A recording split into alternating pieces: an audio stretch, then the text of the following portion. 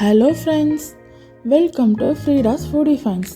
இன்றைக்கி நம்ம என்ன டிஷ் பார்க்க போகிறோன்னா டோஃபு சப்பாத்தி ரோல் எப்படி செய்கிறதுன்னு வாங்க பார்க்கலாம்.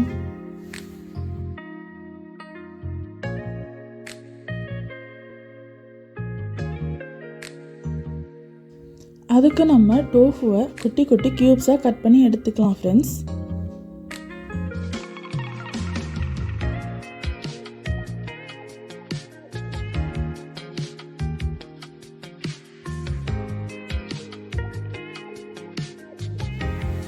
இப்போ நம்ம ஒரு பாத்திரத்தில் ஒரு பிஞ்ச் அளவு மஞ்சள் தூள், 1/4 ஸ்பூன் கரம் மசாலா, 1/4 ஸ்பூன் மல்லித்தூள், 1/4 ஸ்பூன் சிக்கன் மசாலா, கொஞ்சமாக குழம்பு மிளகாய்த்தூள், ஒரு 1/4 ஸ்பூன் காஷ்மீரி சில்லி பவுடர், இந்த மிக்சருக்கு தேவையான அளவு சால்ட் இதை நம்ம ஆட் பண்ணி இதில் கொஞ்சமாக ஆயில் ஆட் பண்ணிக்கலாம் ஃப்ரெண்ட்ஸ். ஆயில் ஆட் பண்ணி இது நல்லா மிக்ஸ் பண்ணி விட்டுருங்க. இது கூடவே நம்ம க்யூப்ஸாக கட் பண்ணி வச்சுருக்கிற டோஃபும் ஆட் பண்ணிக்கலாம் ஃப்ரெண்ட்ஸ். ஆட் பண்ணி நல்லா மிக்ஸ் பண்ணி ஒரு 10 to 20 minutes நல்லா மேரினேட் பண்ணி வச்சுக்கலாம். இப்போ நம்ம அந்த ரோல்குள்ளே வைக்கிற ஸ்டஃபிங்கான இன்க்ரீடியன்ஸை ரெடி பண்ணி வச்சுக்கலாம். அதுக்கு நம்ம ஆனியன்ஸை ஸ்லைஸாக கட் பண்ணி எடுத்துக்கலாம். அது கூடவே கேப்சிகமையும் கட் பண்ணி வச்சுக்கலாம்.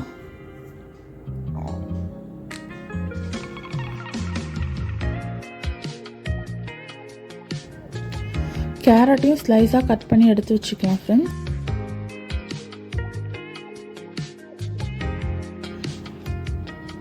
இப்போ நம்ம கேஸ் ஆன் பண்ணிவிட்டு அதில் ஒரு பேன் எடுத்து வச்சுக்கலாம்.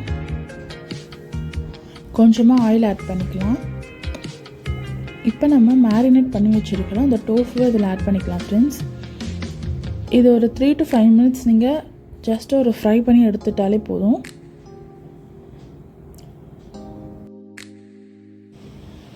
இப்போ டோஃபு ஃப்ரை ஆனதை ஒரு பிளேட்டில் நம்ம ட்ரான்ஸ்ஃபர் பண்ணி எடுத்து வச்சுக்கலாம். இப்போ டோஃபு ஃப்ரை பண்ண அதே பேனில் கொஞ்சமாக ஆயில் ஆட் பண்ணிவிட்டு ஸ்லைஸாக கட் பண்ணி வச்சுருக்கிற வெங்காயமும் ஆட் பண்ணி நல்லா வதக்கி விட்டுக்கலாம்.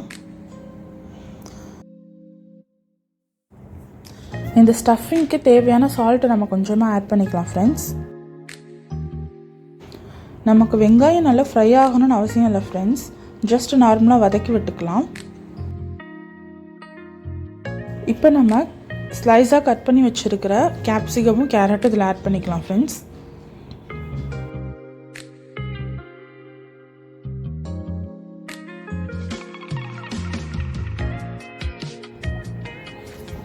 நமக்கு இது மூணுமே ஹாஃப் குக்டு ஆனால் போதும் ஃப்ரெண்ட்ஸ், ரொம்ப ஃப்ரை ஆகணும்னு அவசியம் இல்லை.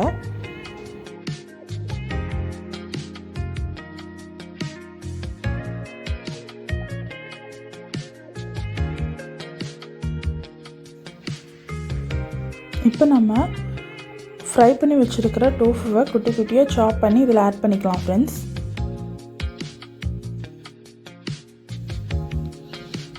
நான் அந்த ரோலுக்கான ஸ்டஃபிங் ரெடி பண்ணிகிட்டு இருக்கும்போது என்னோடய ஹஸ்பண்ட் சைடில் சப்பாத்தி போட்டு எடுத்துக்கிட்டார் ஃப்ரெண்ட்ஸ். இந்த மாதிரி ஹஸ்பண்ட் அண்ட் ஒய்ஃப் 2 பேர் சேர்ந்து குக் பண்ணுறது யாருக்கெல்லாம் ரொம்ப பிடிக்கும் கமெண்ட் பண்ணுங்கள் ஃப்ரெண்ட்ஸ். ஹஸ்பண்ட் அண்ட் ஒய்ஃப் 2 பேர் சமைக்கும்போது நிறையா பேசிட்டு நிறையா சிரிச்சுட்டு இந்த மாதிரி நம்ம குக் பண்ணும்போது மைண்டு கொஞ்சம் ரிலாக்ஸாக இருக்கும் friends.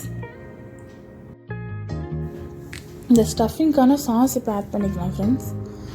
1 spoon red chilli sauce add பண்ணி நல்லா மிக்ஸ் பண்ணி விட்டுக்கோங்க. அடுத்து ஒரு 1/2 ஸ்பூன் சோயா சாஸ் ஆட் பண்ணிக்கலாம் ஃப்ரெண்ட்ஸ். அதையும் நல்லா மிக்ஸ் பண்ணி விட்டுக்கோங்க. அப்புறம் ஒரு 1 or 2 spoon tomato ketchup add பண்ணி நல்லா மிக்ஸ் பண்ணி விட்டுக்கோங்க ஃப்ரெண்ட்ஸ்.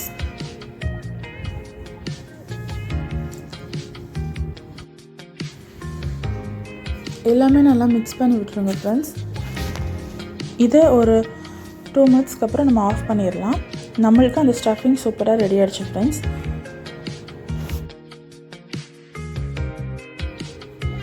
இப்போ ஒரு சப்பாத்தியில் கொஞ்சமாக டொமேட்டோ கெச்சப் ஆட் பண்ணி நல்லா ஸ்ப்ரெட் பண்ணி விட்டுக்கலாம் ஃப்ரெண்ட்ஸ்.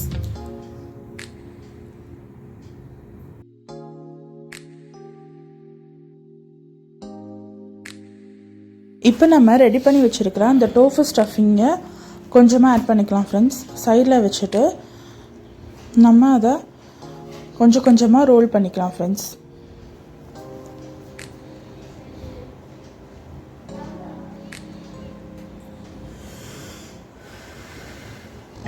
இப்போ நம்ம இதை 2 ஸ்லைஸாக கட் பண்ணி எடுத்துக்கலாம்.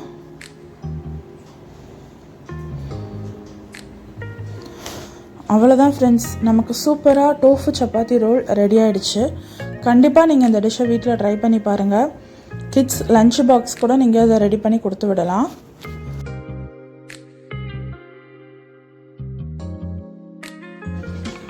இதை நீங்கள் பிரேக்ஃபாஸ்ட்டாக டின்னர் கூட நீங்கள் சாப்பிட்லாம் ஃப்ரெண்ட்ஸ்.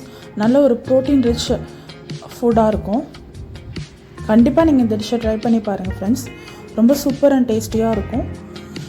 நீங்கள் ட்ரை பண்ணிவிட்டு இந்த டிஷ் எப்படி வந்திருக்குன்னு எனக்கு கமெண்ட் பண்ணுங்கள் ஃப்ரெண்ட்ஸ். ஓகே ஃப்ரெண்ட்ஸ், இந்த வீடியோ உங்களுக்கு பிடிச்சிருந்தா லைக் பண்ணுங்கள், ஷேர் பண்ணுங்கள், கமெண்ட் பண்ணுங்கள். மறக்காமல் சப்ஸ்கிரைப் பண்ணுங்கள். தேங்க்ஸ் ஃபார் வாட்சிங்.